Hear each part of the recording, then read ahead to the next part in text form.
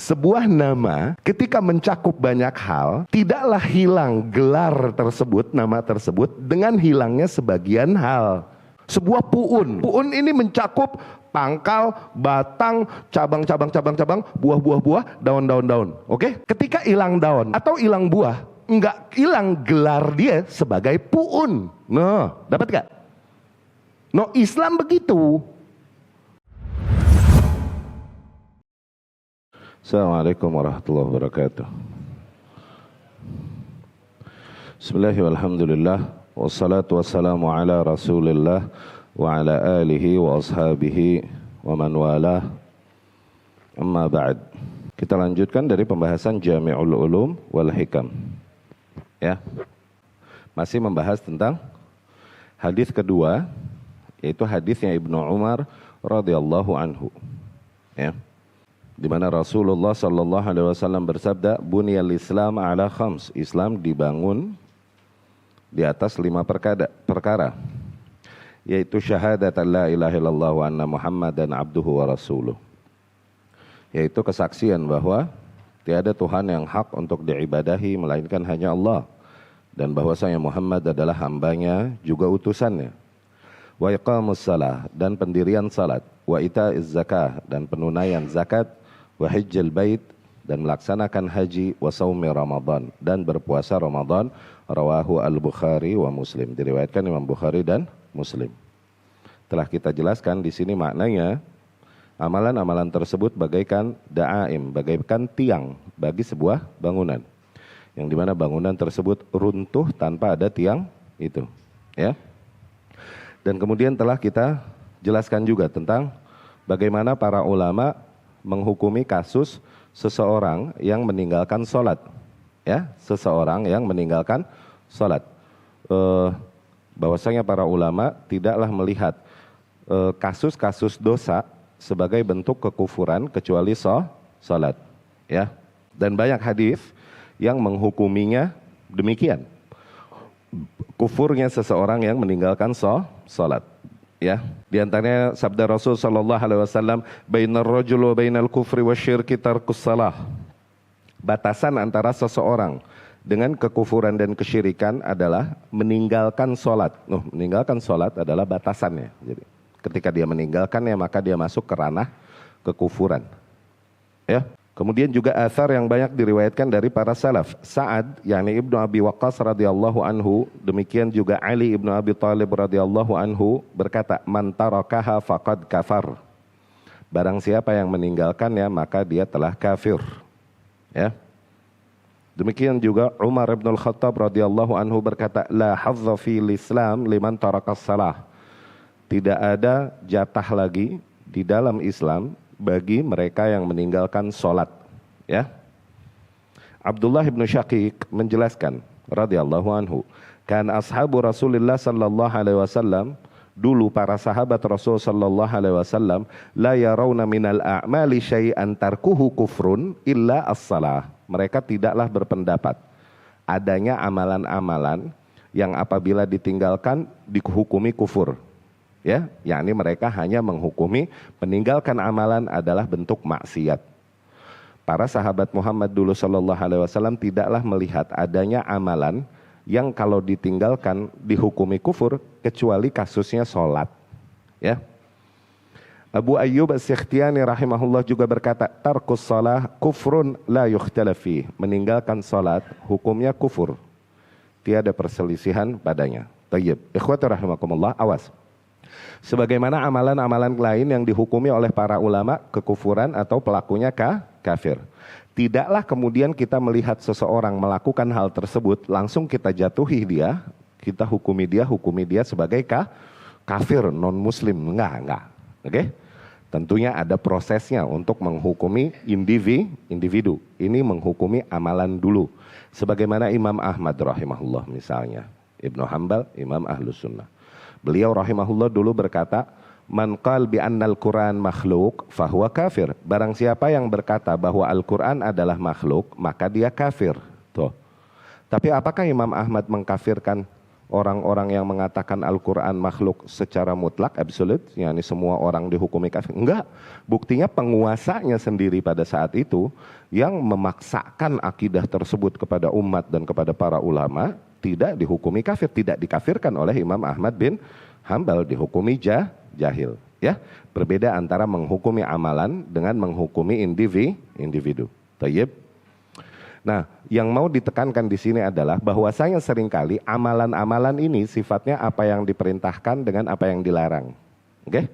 Ketika dilanggar jadinya sifatnya maksiat doang. Oke? Apa-apa yang diperintahkan tidak dilakukan, maksiat.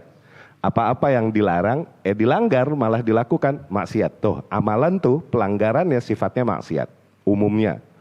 Tapi kalau kasusnya sholat, sesuatu yang diperintahkan nih, oke? Maka meninggalkannya kasusnya bukan hanya maksiat tapi lebih tinggi dari itu, kekufuran. Maksiat sifatnya umum dan sifatnya enggak lebih besar daripada kekufuran. Maksiat ada dosa besar, ada dosa kecil. Tapi ada lagi sesuatu yang sifatnya emang udah lebih fatal dari hanya sekedar maksiat biasa, yaitu kekufuran dan kesyirikan. Oke? Sehingga di antara pembahasan usul fikih ini ulama membahas pelanggaran itu terjadi dari dua sisi. Meninggalkan apa yang diperintahkan atau melakukan apa yang dilarang. Meninggalkan apa yang diperintahkan atau melakukan apa yang dilarang. Di antara dua hal tersebut, mana lebih besar daripada yang lain? Yakni di mata Allah, mana yang lebih parah? Ninggalin apa yang dilarang atau melanggar apa yang ninggalin apa yang disuruh atau meninggalkan apa yang dilarang. Astagfirullah. Seorang disuruh sholat, dia tinggalin. Disuruh puasa, dia tinggalin. Atau jangan zina, dia zina. Jangan makan riba, dia makan riba. Jangan mabok, dia mabok. Mana yang lebih besar dari dua hal tersebut? Maka ulama berkata, tarkul amal asyad, meninggalkan amalan, tarkul ma'murat, meninggalkan apa-apa yang diperintahkan, itu lebih parah daripada melanggar al-manhiyat, melanggar apa-apa yang dilarang. Apalah lagi yang dilanggarnya adalah kasusnya sifatnya rukun Islam. Dari ya syahadat mah jelas ya, syahadat mah udah jelas deh, nggak kehitung muslim dia, nggak disuruh sholat kalau belum syahadat mah dia, kagak kita omongin ya. Dari sholat, zakat, puasa, haji, tuh apalagi itu yang dilanggar, yang ditinggalkan padahal diperintahkan. Tuh pahami itu. Ada dua kasus pelanggaran, entah meninggalkan apa yang diperintahkan atau melanggar apa yang dilarang. Dan lebih parah, dosanya lebih besar, yaitu meninggalkan apa-apa yang diperintahkan, enggak melakukan apa-apa yang diperintahkan. Apalah lagi yang diperintahkan tersebut sifatnya adalah rukun Islam. Apalagi rukun Islamnya adalah rukun yang pertama setelah seseorang masuk ke dalam kategori sebagai muslim setelah syahadat, yaitu sholat. Dari situ para ulama menghukumi kasus meninggalkan sholat itu kufur. Meninggalkan sholat itu kufur. Si pelakunya bisa dihukumi kafir. Orang yang meninggalkan sholat bisa dihukumi kafir. Oke? Dengannya terbatalkan amalan-amalannya. Tuh. Tapi apakah langsung seseorang ninggalin sholat langsung kita bilang, wah ente kafir? Begitu ya, nggak begitu, Jal. Ya, ada prosesnya lagi untuk menghukumi seorang individu. Mesti dilihat berangkat dari ketidaktahuankah, ya kan? Berangkat dari salah fahamkah, berangkat dari keterpaksaankah, dan lain-lain. Ada mawani', ada hal-hal yang menghalangi seseorang dari dihukumi demikian, ya. Yang jelas asal mesti diketahui, kasus itu adalah kasus kekufuran. Artinya sesuatu yang bisa membatalkan keislaman. Sesuatu yang bisa membatalkan keislaman, ya. Jadi kalau baca nas-nas demikian, fahami ke arah situ. Jadi kalau misal kita baca nih Ali bin Abi Thalib dan Sa'ad bin Abi Waqqas berkata, man tarokaha faqad kafar, barang siapa yang meninggalkan sholat maka dia telah kafir. Tuh, jangan langsung gitu. Lah. Oke? Maknanya dia telah terjerumus ke dalam kekufuran. Suatu kasus yang fatal bisa membatalkan keislamannya. mesti didirikan dulu atasnya hujjah dan lain-lain. Ada prosesnya ya. Wa dhahaba ila al-qaul jama'ah minas salaf. Ini udah telah kita jelaskan di pertemuan sebelumnya ya. Sampai kita pembahasan di antara hujah-hujah para ulama. Wa bayan dzalik fi amri iblis wa ulama al-yahud alladzina aqarru bi ba'tsin nabi sallallahu alaihi wasallam bilisanihim wa lam ya'malu bi syara'i'ih. Analogi mereka yang meninggalkan sholat itu bagaikan mereka yang sebagaimana iblis dan para ulama orang-orang Yahudi, di mana mereka mengetahui tentang bahwasanya Rasul memang diutus oleh Allah Subhanahu wa Ta'ala, tapi mereka nggak mau beramal, kalaupun dengan lidahnya nggak mau bersyahadat, gitu, ya.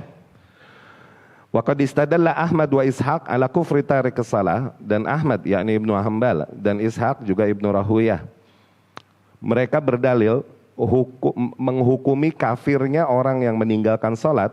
Mereka dalilnya adalah dengan kafirnya iblis bitarkis sujud li Adam. Ketika iblis mengingkari perintah untuk sujud kepada Adam, iblis dihukum kafir. Iblis mengingkari perintah Allah untuk sujud kepada Adam, iblis dihukumi kafir. Wa tarkus sujud lillahi a'zam, dan mengingkari sujud kepada Allah lebih parah. Tuh. Oke? Iblis berarti masih mau sujud sama Allah. Bahkan dikatakan iblis nih habis tobat nih, ditangkap sama malaikat, kan bandel. Ini ceritanya pernah kita ceritakan ya. Ditangkap sama malaikat dan tinggal di langit bersama para malaikat. Lam yada' fis samawati wala fil ardi shibran illa wasajadallaha fih. Di situ dia tidaklah iblis meninggalkan sejengkal pun di langit maupun di bumi kecuali pasti dia sujud di situ sama Allah. Tuh, saking tobatnya iblis. Tapi ketika Allah perintahkan sujud loh sama Adam, gitu kan? Wa idz qulna lil malaikati isjudu li Adam, gitu. Para malaikat sujud, fasajadu illa iblis.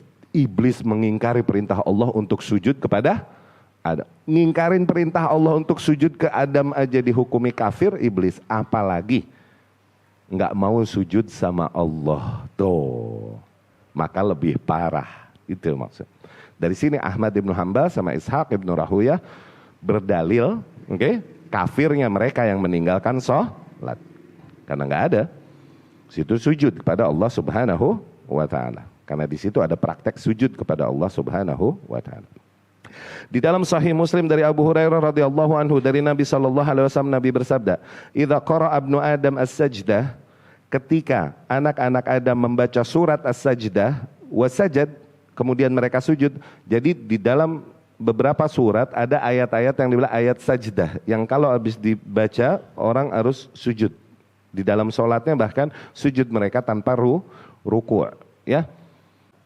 Di dalam surat ini iblis ini dan syaitan ketika melihat anak-anak Adam mempraktekkan sujud kepada Allah itu ketika membaca ayat sajdah, i'tazala iblis pun langsung minggir, langsung yabki, nangis iblis melihat praktek anak-anaknya Adam tersebut yang sujud kepada Allah. Wa yaqul, dan pada saat itu iblis berkata, ya waili, duhai celakanya aku, umirabnu Adam bisujud fasajad. Anak-anak Adam disuruh sujud, mereka sujud. Falahul jannah, maka mereka berhak mendapatkan syurga. Wa umirtu bisujud, dan aku disuruh sujud, fa'abait, tapi aku ngelawan. Faliyan nar, maka aku berhak neraka. Oh. Maka aku masuk neraka dengan itu. Ya. Wa'lam anna hadhihi da'aim al-khams ba'daha murtabit bi ba'd. Kemudian poin lagi setelah membahas perkara salat ini, Al-Imam rahimahullah berkata, dan ketahuilah bahwasanya tiang-tiang ini, yakni rukun Islam ini, yang 5 ini berkaitan satu sama lain. Wa qad ruwiya annahu la yuqbal ba'daha biduni ba'd. Bahkan diriwayatkan juga tidak diterima sebagian amalan tanpa dilakukan amalan yang lain. Tuh, tidak diterima misal sholat tanpa zakat, tidak diterima zakat dan sholat tanpa puasa, begitu. Diriwayatkan bahkan tidak diterima sebagian tanpa sebagian yang lain. Kama fi musnadil Imam Ahmad, sebagaimana diriwayatkan di musnadnya Imam Ahmad dari Ziyad bin Nu'aim al-Hadrami. Dia berkata, Rasulullah sallallahu alaihi wasallam bersabda, arba'un faradahunna Allahu fil Islam, faman ata bi thalathah lam yughnina anhu syai'an. Ada 4 hal yang Allah wajibkan di dalam Islam. Barang siapa yang melakukan cuman 3, maka enggak ngefek baginya. Hatta ya'tiya bihinna jami'an, sampai dia melakukan semuanya, 4-4-nya, ya. Yaitu apa? As-salah, waz-zakah, saum Ramadan, dan hajjil bait. Ya. Wa hadza mursal. Tapi ini hadis mursal, yakni dari sisi sanad ada kelemahannya, ya. Dan juga diriwayatkan dari Ziyad, dari Ammar bin Hazm, dari Nabi sallallahu alaihi wasallam, dan diriwayatkan juga dari Uthman ibnu Atha al-Khurasani dari ayahnya, dari Ibnu Umar radhiyallahu anhu. Dia berkata, Rasulullah sallallahu alaihi wasallam bersabda, ya. Sebuah hadis yang panjang menggambarkan makna itu juga, tapi hadis ini lemah, terus terang hadis ini lemah, jadi kita lewat. Oke. Ibnu Abi Hatim berkata rahimahullah, sa'altu abi, aku bertanya kepada ayahku. Faqal, maka ayahku berkata, hadza hadis mungkar. Hadis ini mungkar. Hadis mungkar adalah hadis yang si periwayatnya lemah atau ada permasalahan di dalam jalur periwayatannya. Terus maknanya juga bertentangan dengan yang lebih kuat darinya. Tuh, mungkar jadinya. Oke. Maknanya juga bertentangan dengan yang lebih kuat darinya. Itu hadis mungkar. Ya. Wa yahtamil anna hadza min kalam Atha al-Khurasani, maka kemungkinannya perkataan tersebut adalah perkataannya Atha al-Khurasani, bukan dari hadis Rasul sallallahu alaihi wasallam. Qultu, Imam Ibnu Rajab berkata, adz-dzahir annahu min tafsirihi li hadis Ibnu Umar. Yang tampak bagiku adalah ini adalah penjelasan yang datang dari Atha al-Khurasani terhadap hadisnya Ibnu Umar radhiyallahu anhu. Hadis Ibnu Umar yang mana? Hadis Ibnu Umar yang mursal sebelumnya, yang 4 hal yang Allah wajibkan gitu. Barang siapa yang lakukan 3 maka belum kelar, sampai dia mesti 4 tadi itu.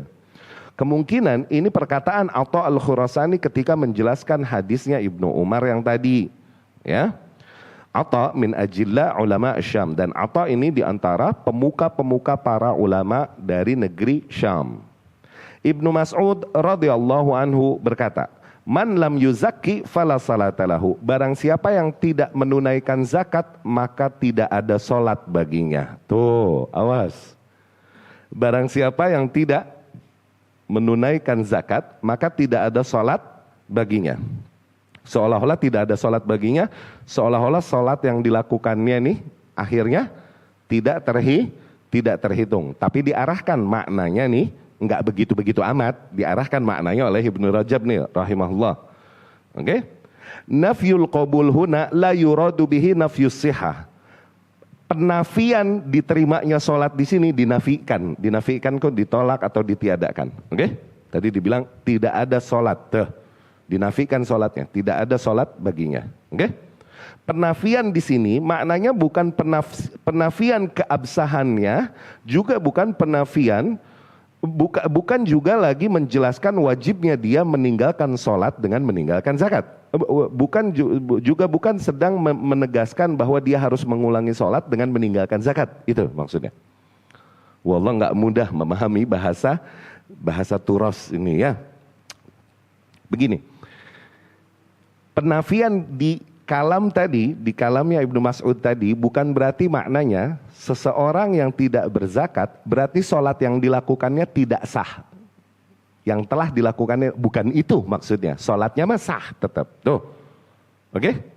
Bukan juga maknanya berarti dia harus mengulangi sholatnya. Oh berarti barang siapa yang dia sholat tapi nggak mau zakat, apakah maknanya dia harus ngulangin sholatnya? Gitu. Karena kata Ibnu Mas'ud tidak ada sholat baginya karena dia nggak mau berzakat. Bukan itu juga maknanya.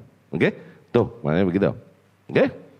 Innama yuradu bidzalika intifa' ar-ridha bihi wa madhi amilihi wa tsana bidzalika alaihi fil mala'il a'la wal mubahah bihi al malaikah. Tuh, maksudnya hilangnya kemuliaan solat sebagaimana seseorang yang solat dan dia berzakat mendapatkan kemuliaan dari Allah. Orang yang dia solat dan berzakat juga itu dapat kemuliaan dari Allah, yaitu apa? Allah meridhoi solatnya tersebut, menyanjung orang yang melakukannya, memuji orang yang melakukannya di hadapan para malaikat di langit. Tuh, orang yang solat juga zakat. Tapi orang yang solat doang terus zakatnya nggak mau, solatnya mah sah, kewajibannya juga jatuh. Dia nggak mesti mengulangi solatnya. Cuman kemuliaan itu tadi tuh, yang Allah memujinya, menyanjungnya dan meridhoi amalannya, kagak dapat dia. No, sebelah situnya. Oke? Puyeng-puyeng loh, rasain. Faman qama bihadhil arkan ala wajhiha hasala lahul qabul bihadzal makna. Maka barang siapa yang memenuhi rukun-rukun ini dengan tepat, oke, amalan-amalan yang jadi rukun Islam itu dia penuhi semua dengan tepat, maka dia diterimalah amalannya oleh Allah Subhanahu wa taala dengan makna ini, di mana Allah meridhoi amalannya, menyebutnya di hadapan para malaikat dan membanggakannya, memujinya di hadapan para malaikat. Waman ata ba'daha duna ba'd, tapi barang siapa yang melakukan sebagian amalan terus meninggalkan sebagian amalan yang lain, lam yahsul lahu dzalik wa in kan la yu'aqab ala ma atabihi minha uqubata tarikihi bal tabra bihi zimmatuhu wa qad yusabu alaihi aidon. No. Tapi barang siapa yang meninggalkan beberapa amalan dan melakukan beberapa amalan yang lain, okay, maka dia tidak mendapatkan kemuliaan segitunya tadi tuh, seperti orang yang melakukan semuanya. Okay? Tapi tidak juga dia dihukum sebagaimana orang yang meninggalkannya. Yani tidak dia dihukum karena kasus meninggalkan sholatnya. Enggak, dia udah sholat, kalaupun udah enggak berzakat, maknanya dia sudah menjatuhkan kewajibannya. Ya, bal tabra bihi zimmatuh, dengan dia masih mengerjakan sholat, maka dia terlepas dari zimmahnya, yakni dia enggak terkena hukuman orang yang meninggalkan sholat. Wa qad yusabu alaihi aidan, bahkan sometimes dia masih dapat sebagian pahala juga, gitu ya. Oke? Itu maksudnya. Ini tadi ditafsirkannya kalam Ibnu Mas'ud tadi radhiyallahu anhu oleh Al-Imam Ibnu Rajab. Ketika Ibnu Mas'ud berkata bahwasanya barang siapa yang enggak berzakat maka solatnya tiada baginya, maka tiada solat baginya, bukan berarti solat yang telah dilakukannya nih angus total, bukan. Cuma dia nggak mendapatkan keutamaan, kemuliaan, pahala sebagaimana seseorang yang dia melakukan sholat juga, melakukan zakat juga, gitu. Iya gak? Dia nggak dihukum, kalaupun ada hukuman ke atas dia, hukumannya karena meninggalkan zakatnya. Tidak dia dihukum karena meninggalkan sholat. Kalau sholatnya sah, sah. Tidak juga dosa seseorang yang meninggalkan zakat mewajibkan dia untuk mengulangi sholatnya. Oh, enggak begitu juga maksudnya. Tuh, begitu kata Ibnu Rajab. Iya gak? Wah, kelenger lu baca ginian. Cuman bisa dari kursus bahasa Arab dikit. Nggak bisa, nggak kelar baca ginian. Nggak kelar. Usah, kita aja mesti bolak-balik. Ya. Wa min hahuna yu'lam annartikaba ba'dil muharramatil lati yang kusubihal imanu takunu mani'atan min qabuli ba'di ta'at. Nah, dari kasus-kasus hadis-hadis riwayat demikian dapat kita simpulkan bahwa sebagian pelanggaran-pelanggaran memang seringkali akhirnya mengurangi. Oke? Seringkali akhirnya sebagian pelanggaran nih akhirnya mengurangi derajat keimanan seseorang, bahkan bisa jadi menjadi penghalang dari diterimanya amalan-amalan dia yang lain. Sebagian pelanggaran-pelanggaran dosa-dosa ini selain jelas oke, turunnya keimanan, kan iman naik turun, naik dengan amal saleh, turun dengan maksiat. Berarti pelanggaran-pelanggaran, kasus-kasus yang sifatnya pelanggaran, oke, baik meninggalkan apa yang dilarang ataupun bukan meninggalkan apa yang diperintahkan ataupun melakukan apa yang dilarang, gitu. Itu selain turunnya jelas derajat keimanan, juga dengan itu akhirnya bisa jadi sebab tertolaknya sebagian amalan yang dilakukan. Tuh.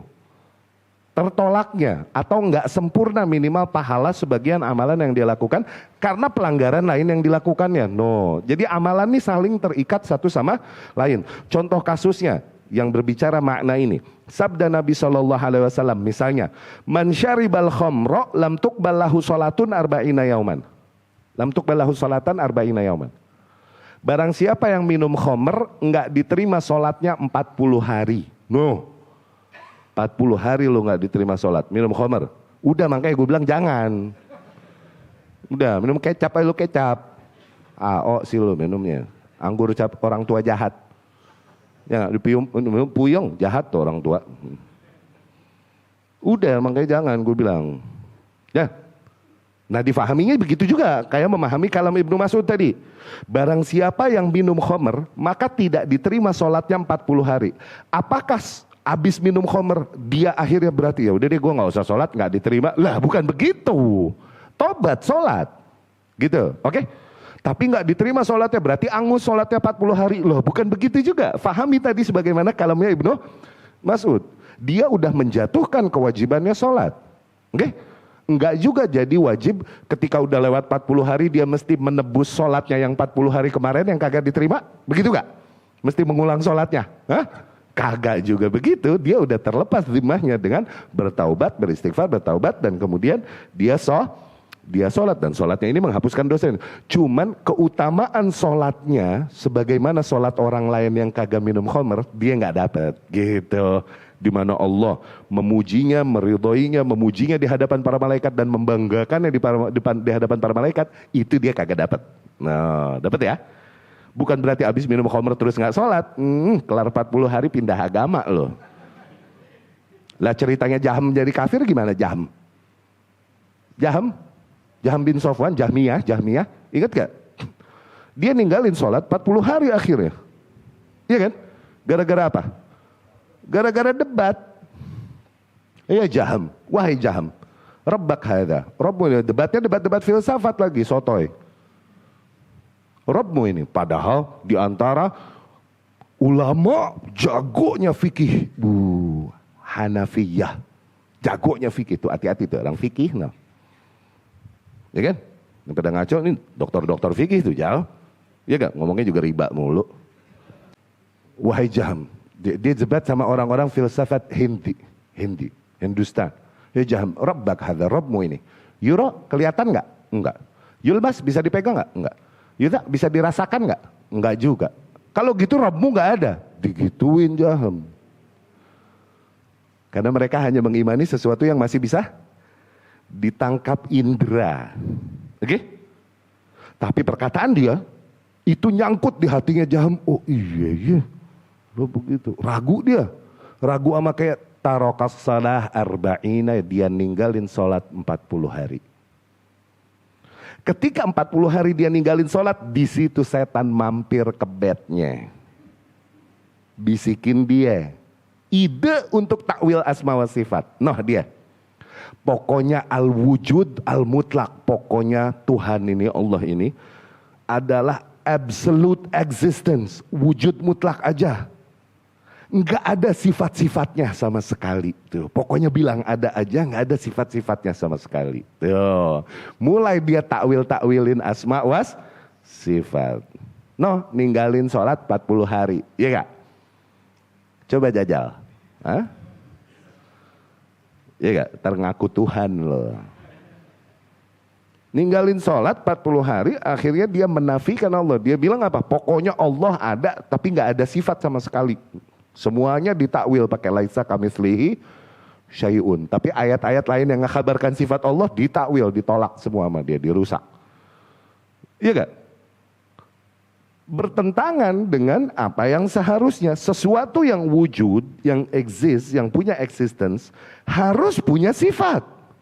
Kalau nggak ada sifatnya sama sekali, hakikatnya mereka mau bilang Allah nggak ada. No. Dibilang Allah punya tangan, enggak, Allah nggak punya tangan. Allah punya kaki, enggak, Allah nggak punya kaki. Allah beristiwa, enggak, Allah nggak beristiwa. Lo sih mau bilang Allah nggak ada. Nah, dapat. Gara-gara apa ya? Mau jajal? Gara-gara debat filsafat. Habis debat filsafat, dia tinggalin sholat. Udah sempurna. Jadilah legend.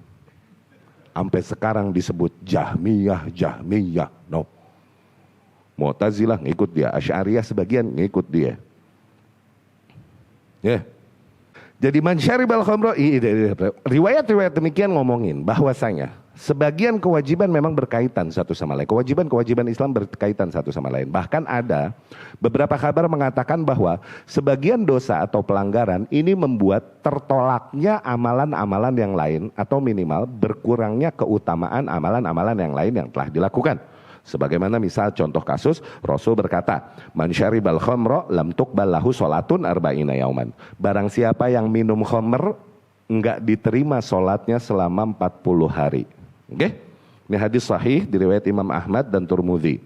Rasul juga berkata, man ata arrafan fasaddaqahu bima yaqul. Barang siapa yang mendatangi peramal, dukun, terus dia percayain yang dia omong, oke? Dipercayain olehnya apa yang dia omong, lam tuqbal lahu salatun arba'ina yauman. Enggak diterima darinya salatan atau salatun bisa selama 40 hari. Oke? Waqal, dan Rasul juga bersabda, ayyuma abdin abak, hamba manapun, budak manapun kabur dari tuannya, ayyuma abdin abaqo min mawalihi, tuh budak manapun kabur dari tuannya, lam tuqbal lahu shalah, salatnya tidak diterima sama sekali. Tuh dipaksa dia terima takdirnya sebagai budak, jangan kabur, harus, dan diganjar dia 2 kali lipat dari orang merdeka.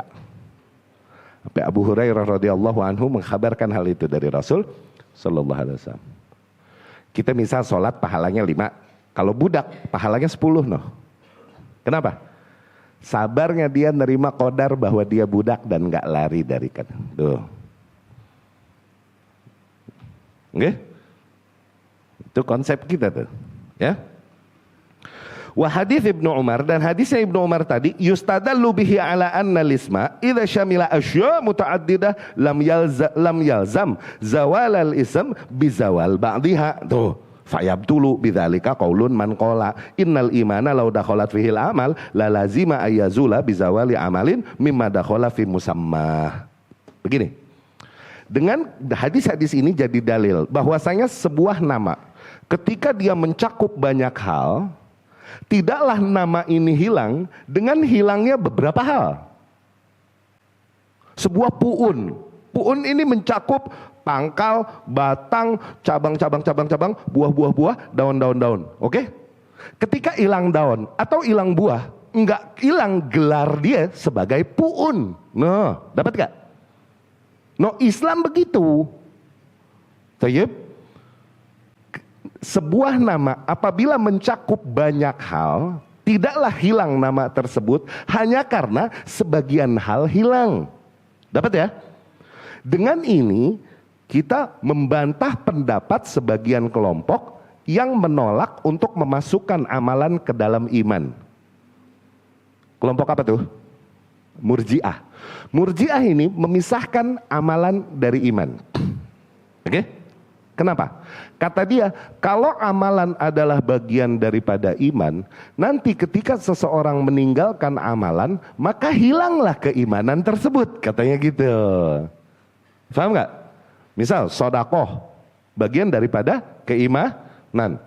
Dia bilang, Murji'ah bilang sodakoh nggak ada urusan keimanan, amalan itu terpisah dengan keimanan. Ahlus Sunnah bilang sodakoh bagian dari iman, karena iman mencakup ucapan, amalan dan keyakinan hati. Murji'ah bilang enggak, amalan diantaranya sodakoh tidak termasuk keimanan, katanya begitu. Kenapa enggak termasuk keimanan? Kalau sodakoh adalah di antara bagian keimanan, maka dengan hilangnya sodakoh, maka imannya hilang, nih orang jadi kafir. Katanya begitu hujahnya. Kita bantah mereka dengan hakikat ini. Oh enggak begitu. Sebuah nama ketika mencakup banyak hal, tidaklah hilang gelar tersebut, nama tersebut, dengan hilangnya sebagian hal. Dapat ya? Hah? Lu ngangguk ngerti apa ngangguk keder? Hah? Fa inna Nabiya sallallahu alaihi wasallam ja'ala hazihil khamas da'aim al-Islam wa mabani. Nabi menjadikan 5 hal ini sebagai tiang penyangga Islam. Ya. Fassar bihal Islam min hadis Jibril fi hadis Talha ibn Abdullah alladhi fihi anna Arabiyan sa'ala Nabiya sallallahu alaihi wasallam 'anil Islam fa fassarahu lahu bihadzal khams. Nabi ketika di hadis Talha radhiyallahu anhu, ketika Nabi didatangi seorang badui ditanya Islam itu apa, Nabi mentafsirkan makna keislaman dengan 5 amalan ini: syahadat, salat, zakat, puasa, haji. Oke? Wa ma'hadha fal mukhalifun fil iman yaqulun law zal minal islam khislatan wahidatan aw 4 khisal siwa asyhadataini lam yakhruj bidzalika minal islam. Tuh. Tapi di kutub lain, tadi Murji'ah bilang gitu ya. Oke? Murji'ah yang tidak memasukkan amalan ke dalam keimanan. Oke? Tapi ada lagi nih kutub lain yang ngaco juga nih. Oke? Masih pendapat yang menyimpang dari pendapat Ahlus Sunnah. Kalaupun demikian, banyak orang-orang yang menyelisihi, yakni menyelisihi konsep akidah Ahlus Sunnah di dalam bab keimanan. Mereka berkata, lauzal minal Islam, andai saja hilang dari keislaman khislah wahidah atau 4 khisal, 1 perkara atau 4 perkaranya dari rukun Islam tadi, siwa syahadatain, selain 2 kalimat syahadat, lam yakhruj bidzalika minal Islam. Dengan itu juga berarti dia masih seorang muslim dong. Tidak terhitung dengan itu dia keluar dari Islam. Kalaupun dia cuma 2 kalimat syahadat doang. Salat kagak, puasa kagak, zakat kagak, begitu. Oh, haji kagak. Tuh. Dengan itu begitu dong. Wa qad rawa ba'dhum anna Jibril sa'ala Nabiy sallallahu alaihi wasallam an syara'il Islam la 'anil Islam. Bahkan mereka berhujah dengan beberapa riwayat di mana Jibril bertanya kepada Nabi itu tentang syariat Islam, bukan tentang Islam. Tapi lemah nih riwayat. Oke? Hadhihi lafzah lam tasih. Redaksi itu tidak tepat. Redaksi yang bilang Jibril bertanya kepada Rasul, kan kita tahu mal Islam, apa itu Islam? Beberapa redaksi bilang masyara'i'ul Islam, apa itu syariat-syariat Islam gitu. Tapi itu redaksi lemah. Ya, dilemahkan oleh para ulama, diantaranya Abu Zur'ah Ar-Razi, Muslim bin Hajjaj, Abu Ja'far Al-Luqaili wa ghairuhum. Wa qad daraba al-ulama mithal al-iman bimithal. Oke? Nah, pendapat ini keliru dikarenakan apa? Apabila seseorang berkata, andai saja hilang dari seseorang 1 atau 4 perkara keislaman, kecuali 2 kalimat syahadat, dia masih muslim juga dong kalau begitu. Salah juga kalau begitu. Andai saja hilang di sini maknanya andai saja dia tidak mengamalkan dan mengingkarinya. Loh. Oke? Kalau dia mengingkari, sampai mengingkari kewajiban sholat, mengingkari kewajiban zakat dan lain-lain, tuh bisa-bisa nih orang akhirnya dihukumi keluar dari Islam. Tidak dengan kaidah yang tadi kita bilang, hilangnya beberapa amalan tidak berarti menghilangkan keislaman. Tapi kalau misalnya seseorang tidak mengamalkan amalan tersebut, berangkat dari juhud, pengingkaran kepada amalan itu, emang nentang, dia bilang sholat gak wajib, dia bilang zakat gak wajib dan dia gak mau bayar. Tuh, oke? Maka bisa hilang keislamannya karena berangkat dari pengingkaran. Memang meninggalkannya bukan berangkat dari kelemahan, meninggalkannya bukan berangkat dari syubhat, tapi berangkat dari memang pengingkaran. Salah juga pendapat begitu. Darabal ulama masalal iman bimithli syajarah. Para ulama memberikan analogi iman itu bagaikan pohon, laha aslun wa furu', yang dimana pohon itu memiliki pangkal, memiliki cabang-cabang, wa syu'ab, dan memiliki ranting-ranting. Fasmu syajarah yashtamil ala dzalik kulli. Nah, nama pohon itu mencakup seluruh hal tersebut. Walau zal syai'un min sya'biha wa furu'iha lam yazal anha ismu syajarah.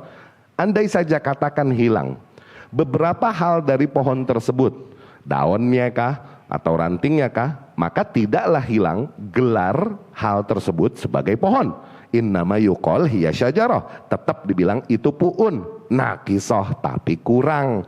ghairuha atam minha, pohon yang lain lebih sempurna daripada dia. Wa qad daraballahu mathalal iman bidzalika fi qoulihi ta'ala. Demikian juga Allah memberikan perumpamaan tentang keimanan dengan perumpamaan yang sama. Di dalam ayatnya Allah berfirman, daraballahu mathalan kalimatan thayyibah kasyajarah thayyibah. Allah memberikan perumpamaan sebuah kalimat yang baik sebagaimana sebuah pohon yang sangat sehat. Asluha thabit. Pangkalnya tertancap dalam, kuat di bumi. Wa far'uha, dan cabang-cabangnya fis sama, melambung tinggi ke langit. Wal murad bil kalimah, dan yang dimaksud dengan kata kalimat tadi, Allah memberikan perumpamaan sebuah kalimat yang baik. Nah, gitu ya. Yang dimaksud dengan kalimat tadi kalimat tauhid. Wa bi asliha at-tauhid ats-tsabit fil qulub. Kalimat yang baik yang tertancap dalam, kuat tegar di tanah, maknanya kalimat tauhid yang kuat tertancap di dalam hati. Wa ukuluha huwal a'mal as-salihah, dan buah-buahan dari pohon tersebut itulah amalan-amalan soleh an-nasyi'ah minha, yang tumbuh dari tauhid yang baik. Daraban Nabi SAW, demikian juga Nabi SAW memberikan perumpamaan al-mu'min atau al-muslim, seorang mukmin atau muslim, bin nakhlah, dengan sebuah pohon kurma, ya. Walau zal syai'un min furu'in nakhlah, andai saja ada yang hilang dari beberapa cabang pohon korma tersebut, au min thamariha, atau hilang buah-buahnya, lam yazal bidzalika anha ismun nakhlah, tetap aja tuh pu'un namanya pu'un kurma bil kulliyah secara umum. Wa in kanat naqisatal furu' awit thamar, kalaupun mungkin kurang cabang-cabangnya ataupun buahnya. Oke, dapat sampai situ tuh pembahasan itu. Masuk lagi materi baru. Walam yadhkur al-jihad fi hadis Ibnu Umar hadza. Tapi Rasul tidak menyebutkan jihad di hadisnya Ibnu Umar. Maknanya jihad tidak termasuk rukun Islam. Ma'annal jihad afdalul a'mal. Padahal jihad adalah seagung-agungnya amalan, seagung-agungnya praktek keislaman. Di dalam sebuah riwayat dari Ibnu Umar sendiri, qila lahu, ditanya kepada Ibnu Umar, al-jihad, kalau jihad gimana wahai Ibnu Umar? Qal, Ibnu Umar berkata, al-jihad hasan. Iya sih, jihad baik juga. Walakin hakadha haddatsana Rasulullah sallallahu alaihi wasallam. Tapi Rasul emang cuman mengatakan demikian pada kita, bahwa cuman 5 itu. Tuh. Oke? Di dalam hadisnya Mu'adz bin Jabal radhiyallahu anhu, inna ra'sal amri al-Islam, sesungguhnya pusat atau core atau pusaran perkara ini adalah al-Islam. Wa umuduh as-salah, dan tiang-tiangnya adalah salat. Wa dzurwatu sanamih al-jihad, adapun puncaknya, puncak bangunan dari amalan tersebut adalah jihad, ya. Dzurwah sanamih a'la syai'in fihi. Yang dibilang dzurwah sanam maknanya yang paling tinggi, ya, yang spot paling tinggi dari bangunan, dari sesuatu lah. Ya, dzurwah sanam itu puncaknya. Lakinnahu laisa min da'aimih, tapi tentunya puncak bukan termasuk tiang, gitu. Wa arkani, tidak termasuk juga kerangka, ya. Allati bunia alaiha, yang dimana bangunan tersebut dibangun di atas kerangka dan tiang itu. Tentunya bukan. Ya, memang dia punya posisi yang tinggi, tapi bukan termasuk kerangka, bukan rukun, bukan termasuk juga tiang, ya. Ujungnya kubah, ujungnya, no, oke? Dia di posisi tinggi, posisi mulia, tapi dia termasuk pondasional nggak? Enggak. Tiang nggak? Enggak. Kerangka nggak? Enggak juga. Iya kan? Bangunan tersebut ada, kalau tuh kubah dihilangin tuh bangunan bertahan kok, gitu. Exist masih, oke? Kenapa jihad tidak termasuk rukunnya, tidak termasuk tiang-tiangnya? Kenapa? Nah, Liwajhain, kata Ibnu Rajab, karena dua hal. Yang pertama, ahaduha, annal jihad fardu kifayah inda jumhur al-ulama, laisa bifardi ain. Jihad hukumnya toh fardu kifayah. Demikian diyakini para jumhur ulama. Bukan fardu ain. Ya, bikhilaf hadhil arkan, beda dengan rukun-rukun yang lain. Rukun Islam dan lain-lain tadi hukumnya apa? Lagi ngomongin hal-hal yang sifatnya wajib atas tiap individu, ya. Wathani, dan yang kedua dikarenakan jihad la yastamir fi'luhu ila akhirid dahr. Jihad itu prakteknya tidak terus bertahan, praktek jihad sampai akhir zaman. Bal idza nazala Isa alaihi salam, ketika Isa alaihissalam udah turun, walam yabqa hina idzin millah illa millatal Islam, dan pada saat itu enggak bersisa lagi agama kecuali agama Islam, fahina idzin tada'al harbu auzaraha. Maka pada saat itu peperangan berhenti. Wa yastaghniya anil jihad, dan enggak perlu lagi jihad pada masa itu, ya. Bikhilaf hadhil arkan, berbeda dengan rukun-rukun ini. Fa innaha wajibah, terus wajib alal mu'minin, ke atas orang-orang yang beriman, ila ayyatiya amrullah, sampai datang keputusan Allah, wahum ala dzalik, dan mereka harus masih mempraktekkan nilai-nilai rukun itu. No, beda, ya. Wallahu subhanahu wa ta'ala a'lam. Syekh Muhammad bin Umar Bazmul ini pernah menjelaskan maksud dari dzurwah sanam. Oke, hikmah dari ditempatkannya jihad sebagai dzurwah sanam. Dzurwah sanam, pada onta itu punduknya yang paling tinggi, punduk yang paling tinggi. Kenapa punduk paling tinggi? Jadi ketika dari jauh onta datang, awal kelihatan, yang awal kali kelihatan, spot itunya dulu yang paling tinggi. Tuh, sebagaimana sebuah bangunan kalau dilihat dari jauh, oke, paling kelihatan awal itu spot paling tingginya dulu gitu. Nah, demikian posisi jihad. Umat-umat lain di luar Islam, baik dekat dengan negeri Islam atau jauh dari negeri Islam, oke? Ketika dengar Islam, mereka bergetar duluan. Dengar apa? Jihad. Nah, itu maksudnya dzurwah sanam Islam. Dapat difahami pengungkapan jihad sebagai dzurwah sanam, ya. Baik, alhamdulillah, dengan ini telah kita selesaikan penjelasan dari hadis kedua dari hadis Jami'ul Ulum hadis ketiga itu ya, dari hadis Jami'ul Ulum wal Hikam, ya. Pertemuan yang akan datang insyaallah masuk ke hadis Ibnu Mas'ud radhiyallahu anhu, hadis keempat, ya. Apabila Allah izinkan, aku qauli hadza wa astaghfirullah li wa lakum.